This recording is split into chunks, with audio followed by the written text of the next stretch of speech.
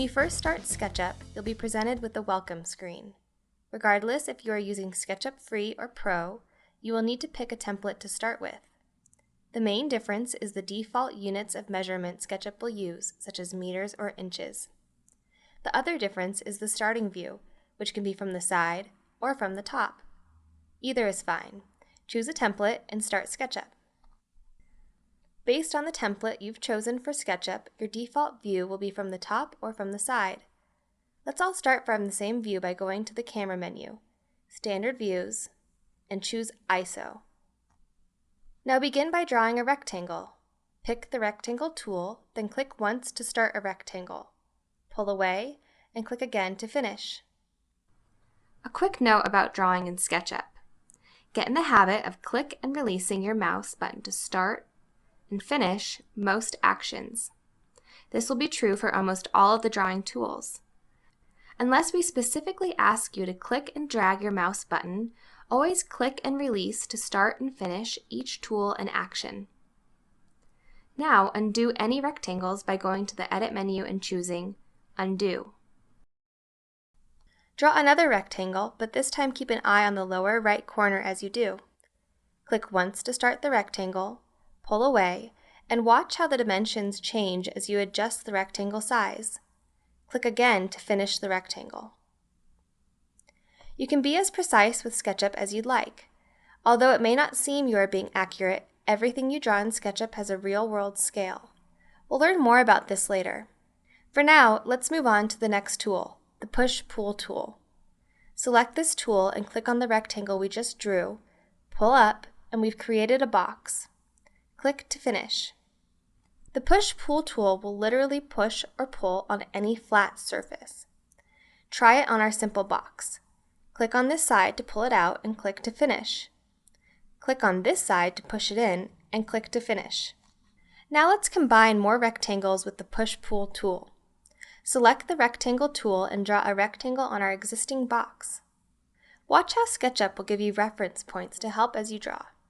For example, to draw from this corner, SketchUp snaps to this point and shows you a green endpoint.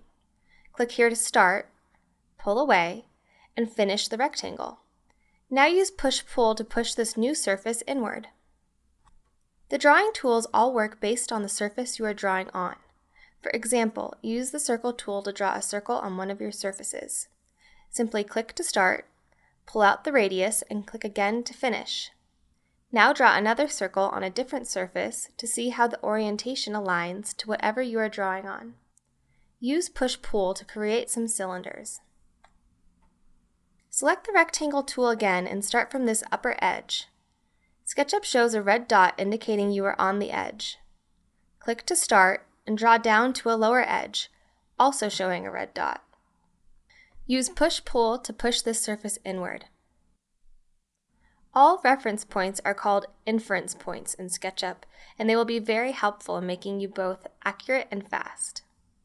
Here are the basic inference points: endpoints, on-edge points, and midpoints for the middle of any edge.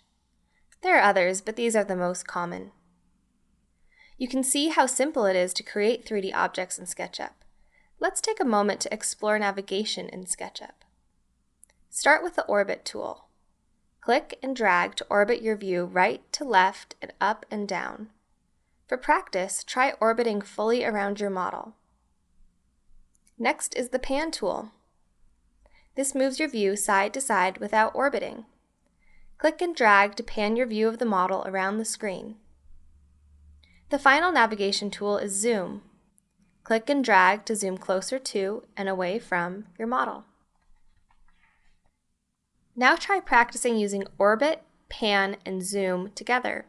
Zoom in, orbit, pan, orbit, zoom, and so forth. Navigating is essential in SketchUp, but going back and forth to pick the icons seems slow and cumbersome, which is why we've built all the navigation tools into a 3-button scroll wheel mouse. Simply roll the mouse wheel forward and back to zoom in and out. Press the wheel down to orbit.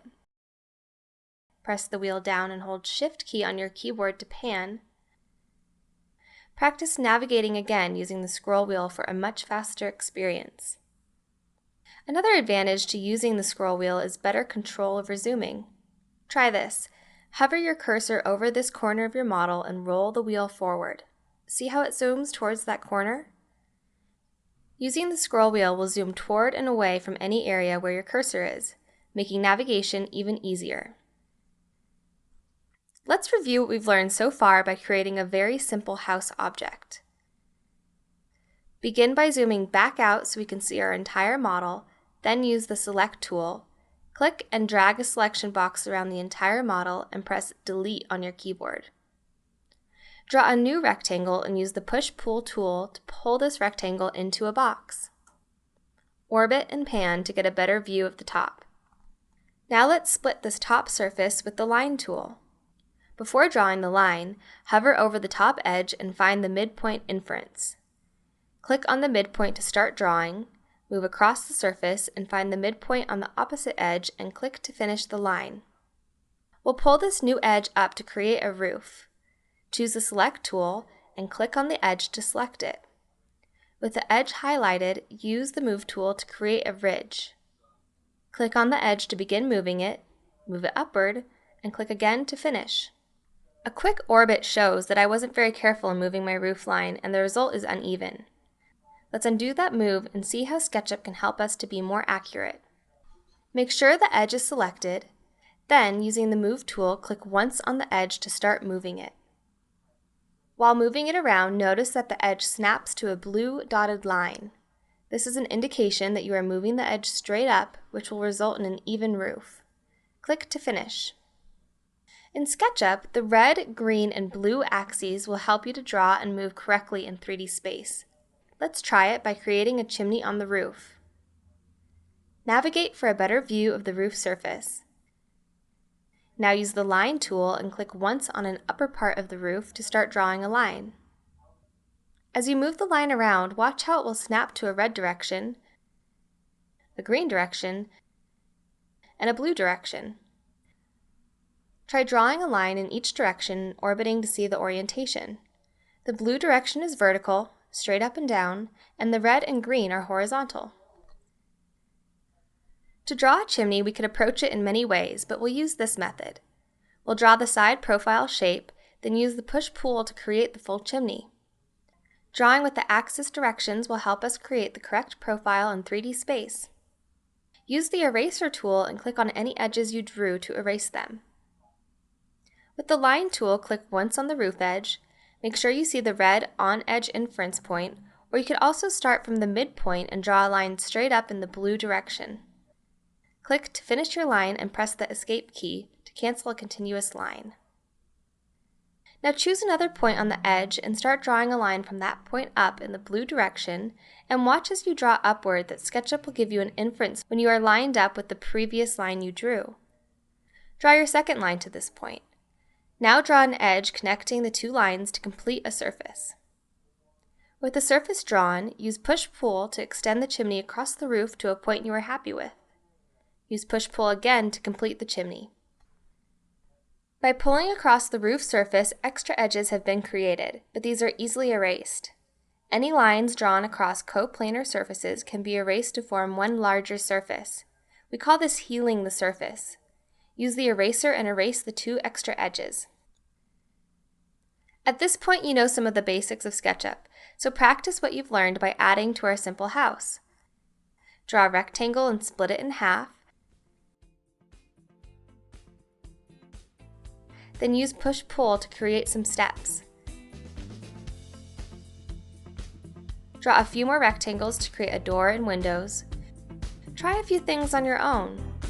You can see how easy it is to create simple models in SketchUp with only a few tools. When you are ready to learn more, proceed to our next video where we will create a more detailed house with real dimensions and introduce you to the offset and follow me tools.